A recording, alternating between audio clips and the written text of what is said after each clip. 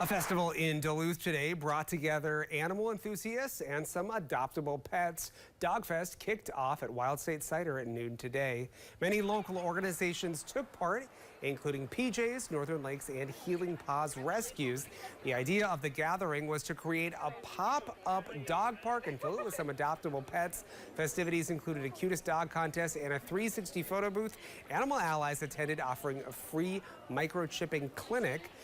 Katie Corrales with Healing Paws says meeting a pet in real life can help people interested in adopting them get a better sense of the pet. Seeing a photo of them on the internet doesn't explain their personalities, or sometimes dogs just don't photo right either. So being at these events and people meeting the animals just works wonders for getting them into the forever homes.